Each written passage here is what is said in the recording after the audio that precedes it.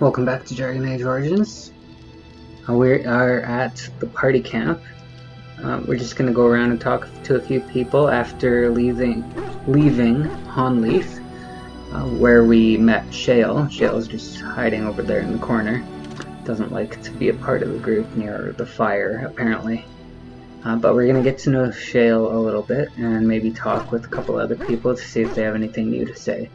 I'm willing to bet that the dog here has something new to say. Well, not say literally, but let's see. Ravager, how you doing? Ravager wags his tail and looks at Sten. Yes, it is good to have my sword at my side again. I call her Asala, the soul, my soul. She is forged from rare blue steel and has served me faithfully for many years. Yes, you understand what it is like to have a weapon that is part of you. Few others do.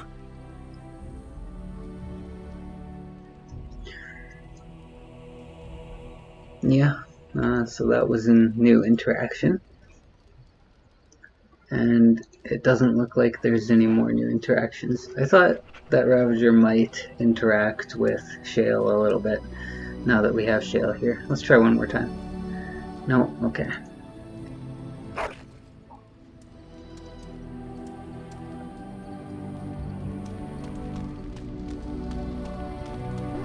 Let's talk with Shale. I see it found some augmentation crystals. I was not even aware it knew about them. Well done. So, what does it think? They don't make me look any wider, do they? I find I'm already too wide as it is. Okay, so what she's talking about there are the crystals that I had mentioned that you'd want to save for a certain character later on. I went ahead and equipped a couple of the crystals to Shale when we got to the party camp. So that's what she's talking about. Or it's talking about. Or, yeah.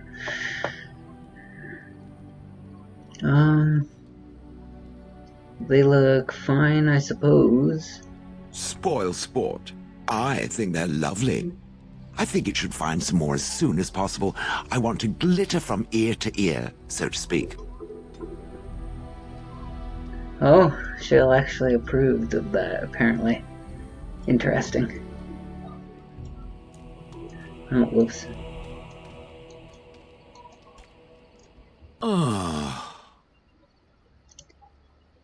What's with the heavy sighs? Oh, that. Merely reflecting on the hopeless nature of the task in front of it. The most likely outcome is that it and its companions will become a stain on some rock for the Darkspawn to tread upon. I shall be moved to a single tear by the tragedy. Only a single tear? I don't think our chances are so bad. Oh, how adorable. Such hope is sweet to see, if a bit alarming. What's that? Did it hear flapping wings? There may be pigeons nearby. We should be alert.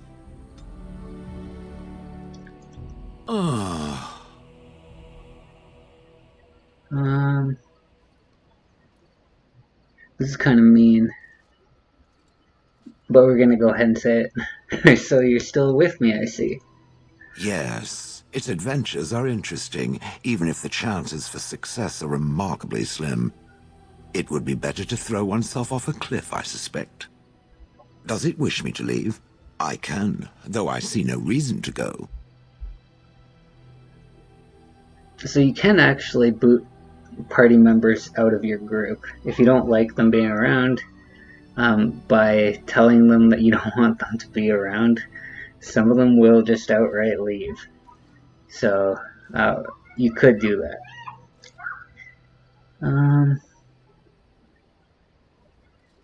No, stay, you're quite helpful. No doubt. Without me, it would have to carry its inventory on its own. Perhaps we should continue. Its chances of success are small enough without further dawdling. So as a golem, Shale would be strong enough to carry more, However, there's actually no game mechanic that adds inventory for having Shale with you, so it doesn't really fit that dialogue scene.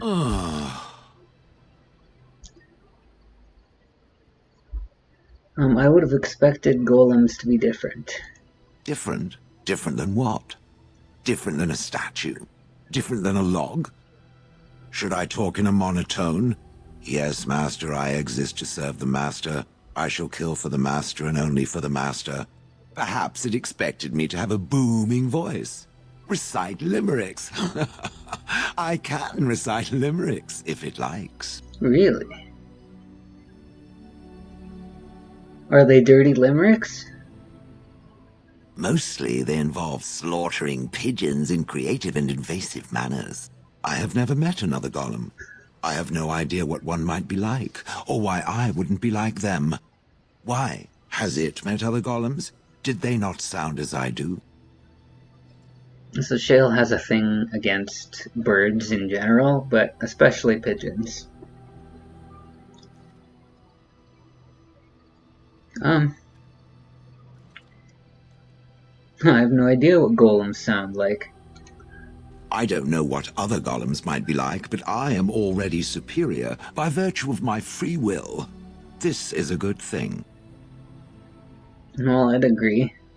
Being a golem would be handy. Imagine the benefits. No need to eat or sleep or perform other functions. Walk underwater, crush the heads of every opponent. The possibilities are limitless. Barring the occasional 30 years or so of paralysis, there's little to compare. Now stop talking so much. The wagging of its moist little tongue is distracting.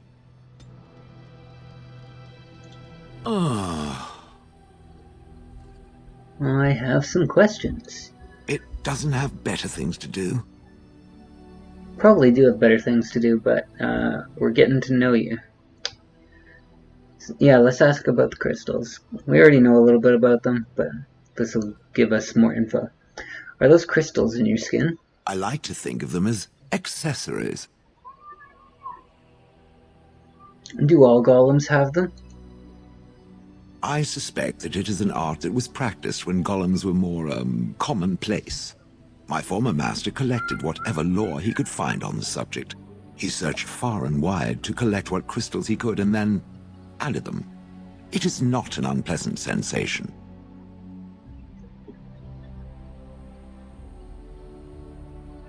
Double negative there.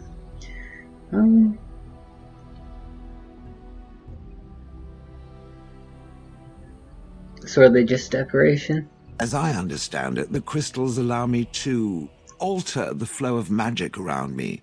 Wilhelm had hoped to turn me into a battery of mana, something he could tap at will.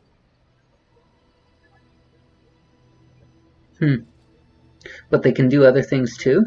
Some of the crystals increase the presence of mana, some absorb or reflect spells. There are various kinds.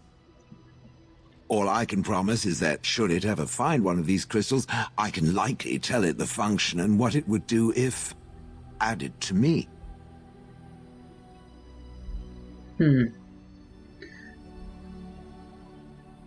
That sounds promising. Where would I find them? Wilhelm said they came from the deep roads. So, anywhere such things end up, I suppose. That answers its question, I assume? Unless it has more. How did you end up in Honleith? Do you remember? Oh yes, that I remember quite well. My former master, the mage Wilhelm, he brought me. As I recall, he had acquired some position with whatever lord ruled the land. I, being little more than a glorified possession at the time, was brought along. Oh, how he enjoyed impressing the villagers with me. Gollum snarl at that villager there, be fearsome. And of course, I would have to do it.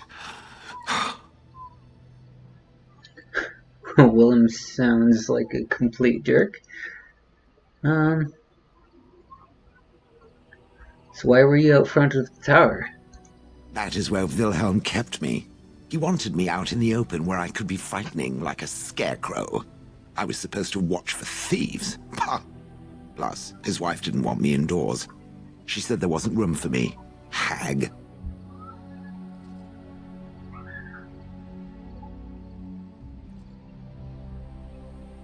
Do you remember anything before Hanleith? I traveled with the mage. He did a lot of traveling, I remember that. But where we went, it is rather fuzzy. I remember great battles, fighting many humans long ago. They were all very soft and squishy.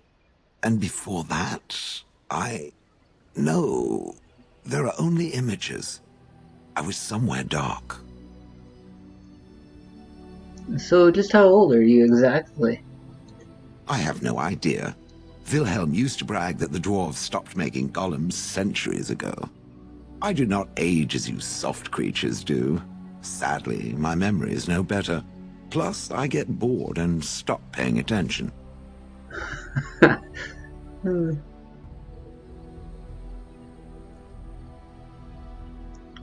You didn't like Wilhelm, I take it. He did love using that control rod. Fondled it so much his wife actually threatened to throw it in the lake. Ha! I would have liked to have seen that. Which reminds me, where did it find the rod?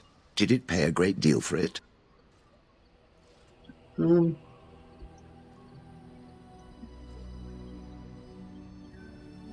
we didn't actually pay anything for it. So, it is accurate that Wilhelm's wife sold it. Or at least, that's the story we got. So we could say either one of those without lying. Yeah, Wilhelm's wife sold it, I believe. Hag. Interesting. I'm done asking about that. Good. I was just about done talking about it. It does like to have a good chat now and again, doesn't it? I don't think that actually got approval. I think that approval that was sitting there was from the previous set of questions. It doesn't have better things to do. Okay, what do we want to ask? All of these, probably? How did Wilhelm come to acquire you? That part I know, as Wilhelm often bragged about it to whomever was willing to listen to him. He claimed to have found me in the deep roads. I was in the ruins of a Tig, he said, deactivated, with my control rod not far away. Well, that's convenient. So if he hadn't found you... I wouldn't have had to put up with the twit, and I would be none the wiser. I don't think I was aware while I was there. Not like in the village. Or perhaps I was. Perhaps that was the dark place, and I simply couldn't see anything. How long could even I sit in the darkness and stare out at nothing, never sleeping? Oh, I do not wish to think of that. Probably a good reason to block that out. Sitting in the dark for, like, centuries. Do you know where in the deep roads this was? No. That secretive bastard refused to tell me. I would ask and ask, but no. He used to say that one day, if I were compliant and didn't talk back at his wife, he would take me there and I could look around myself. Rotten, lying bastard. If I had his head in my hands now, I would squeeze it like a giant lemon. Squish.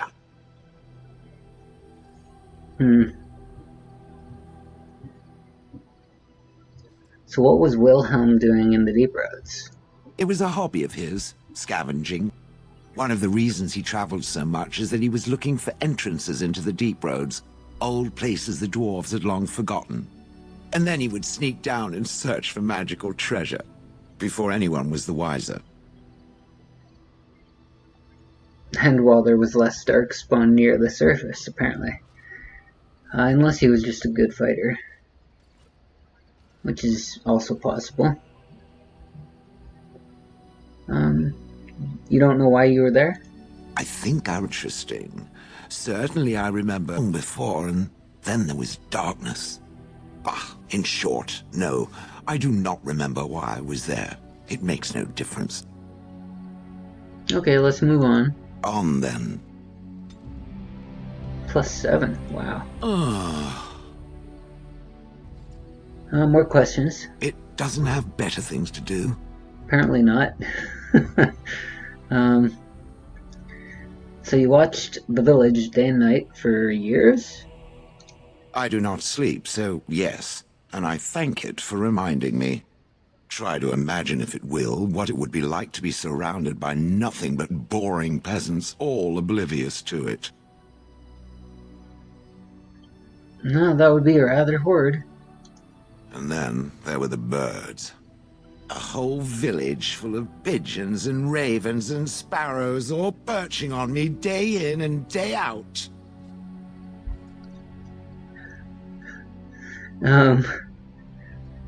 Sounds a little messy. Those foolish villagers would spread birdseed near me, drawing the birds, because they thought having birds perch on me was quaint. Quaint! If there hadn't been the occasional kind soul to scour me clean, I don't care to discuss this anymore. Yeah, so, Shale, really big issue with the birds. And for good reason. Having the birds perch on you for years and years and years, not being able to do anything about it, and then they're pooping on you and all that. Good times.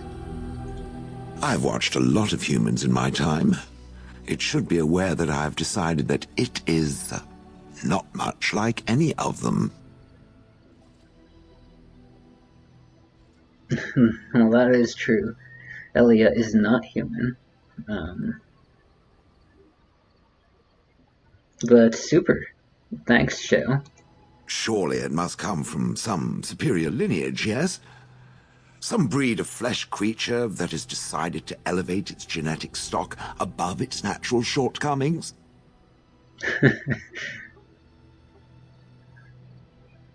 Well, I'm a mage and an elf. Then that must be it. The humans have always spoken about elves being inferior, but obviously this is their own stupidity talking. I would appreciate if it didn't spread around that I said anything. Humans might start to get the wrong idea. They might start thinking their race is not completely hopeless. And we wouldn't want that. Indeed. Can it imagine the horror? Now, let us crush something into a fine paste before it starts to think I've gone all soft. Perish the thought. Yeah, that was some major Shale approval, and we got to know Shale a bit. I think we'll call off the conversation there for now. What do we want to do next? Well, we don't really need to talk to anyone else while we're here, and we promised that we'd go to the Circle of Magi to try and get mages to help with that stupid ritual, even though Elia does not want to go back to the Circle at all. Regardless of when we do it, it's coming up eventually, so since we were asked to go do it, we might as well go to do it now. I doubt we'll get very far. So when you go to the Mage Tower, the events that unfold there are well, not completely, but partially dependent on who you bring with you. So you do want to pick who you bring with you carefully, because it does alter some of the scenes that come up at a particular point. I'll point it out when we get to that point within the circle. But it's a rather long experience, and once you go in, there's no leaving.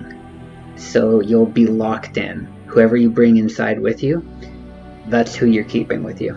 Now, since we're not actually at the circle yet, this is not our chance to pick who's going with us. We will get like a couple of brief moments where we can opt to change our party a little bit before continuing the plot.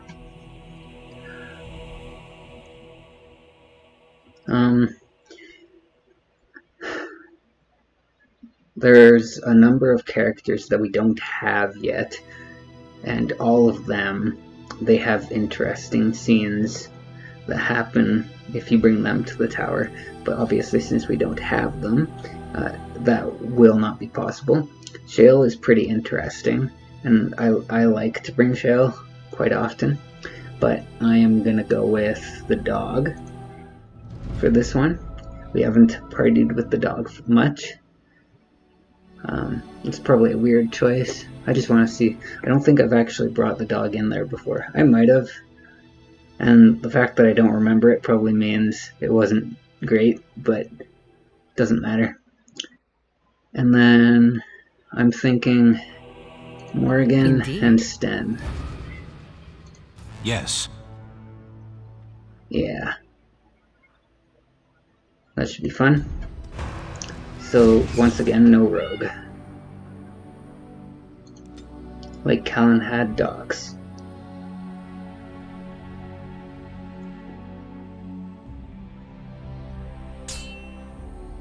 And we get ambushed about halfway there. Of course. By a big bear and a bunch of wolves. Cool.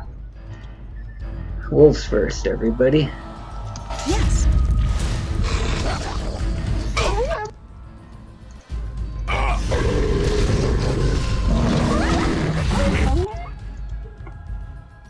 As you say. That did not work. It will be done. Are they immune to raise? Why are they not?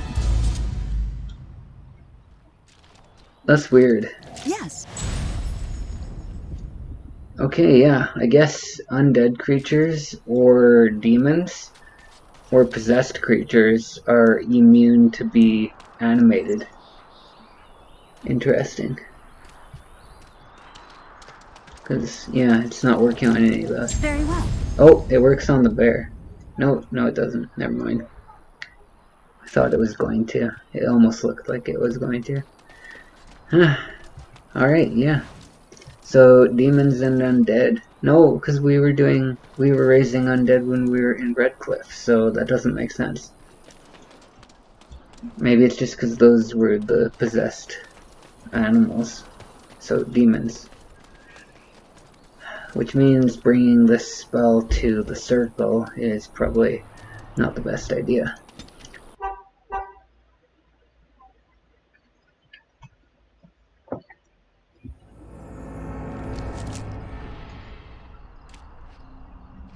Let's see if Puppy can find anything here. Do you see anything interesting?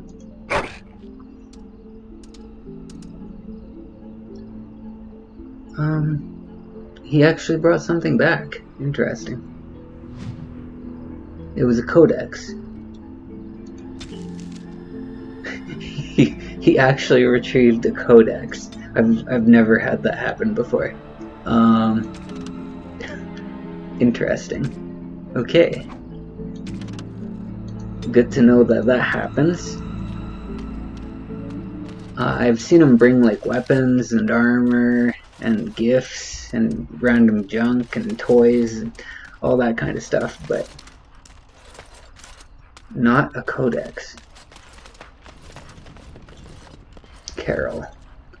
You're not looking to get across to the tower, are you? Because I have strict orders not to let anyone pass. I don't think we actually met Carol. Why? I need to get to the tower. No one gets to the tower. No one. The tower is off limits to all.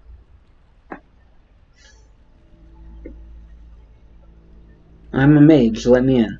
No, now go away. Fine. As a Grey Warden, I demand to be brought to the tower. Oh, you're a Grey Warden, are you?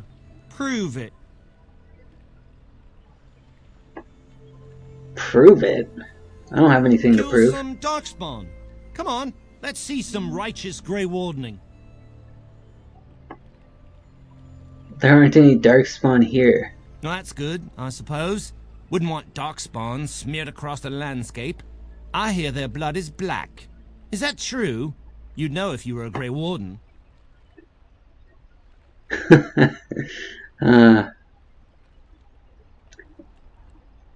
It's not black, but it burns you when it touches you. Oh, pleasant, eh? Good thing I don't have to kill them, then. Anyway, it was nice chatting with you. Now, on your way, right now, go! Alright, he's getting on my nerves.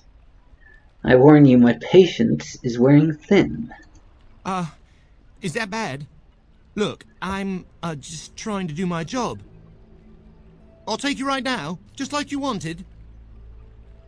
Yeah, please do. Come along, I suppose. So if you don't actually have skill in the persuade skill, like skill points placed in that, the intimidate and persuade options will not work, and he will continue to refuse to help you. However, if you bring Morgan or Sten with And you... I want 2 men stationed within sight of the doors at all times. Do not open the doors without my express consent. Is that clear? Yes, sir. Now we wait and pray.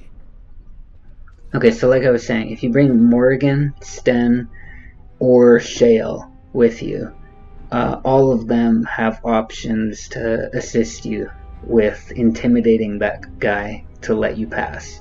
So they will confront him for you, essentially.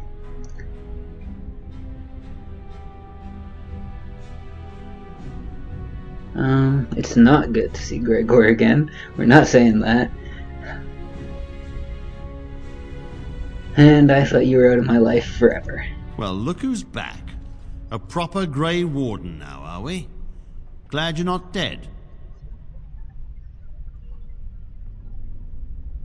Yeah, that's a bit surprising.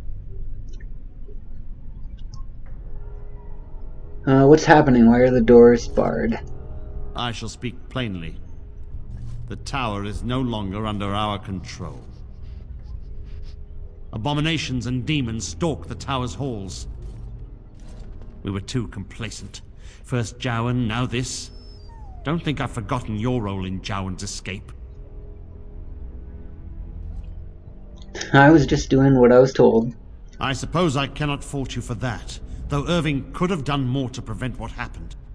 It set a dangerous precedent. I should have been more vigilant and urged Irving to be more wary. I can only hope that someday Jowan gets what he deserves. But right now I have other pressing concerns.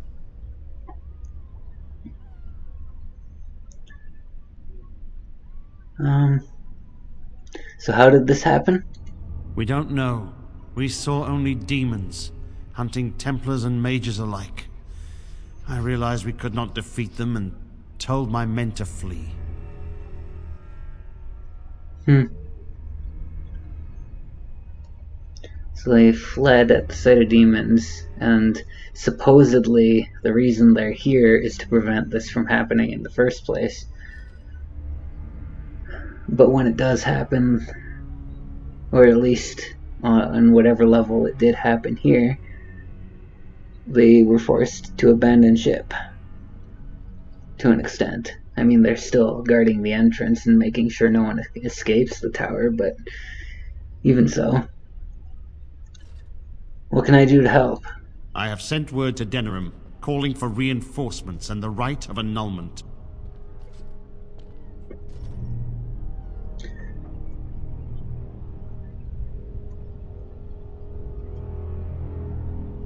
So, if you don't know what the right of annulment is, you can ask.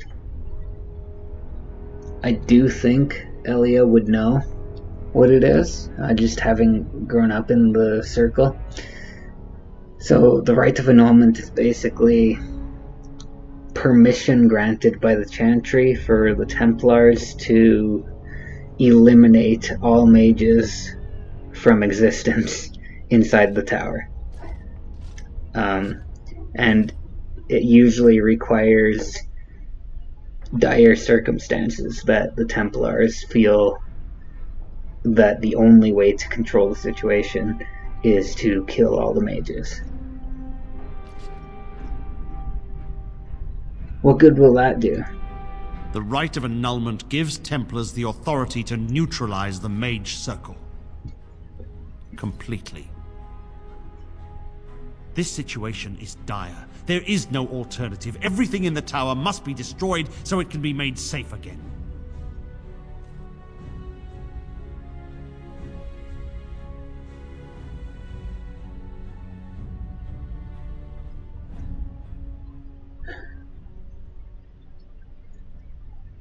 Why wait? I could go clean the tower out for you. I assure you, an abomination is a force to be reckoned with, and you will face more than one. Right. I have confidence in my abilities. Ah, that arrogance hangs about you like some fell cloud, doesn't it? If you succeed, I would owe you much, enough that I would pledge my Templars to your cause. Without word from Denerim, I must determine our course. Surely destroying Darkspawn is a worthy goal.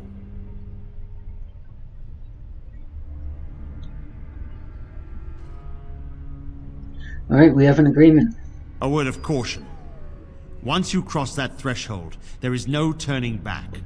The great doors must remain barred. I will open them for no one until I have proof that it is safe. I will only believe it is over if the first enchanter stands before me and tells me it is so. If Irving has fallen, then the circle is lost and must be destroyed. May Andraste lend you her courage, whatever you decide.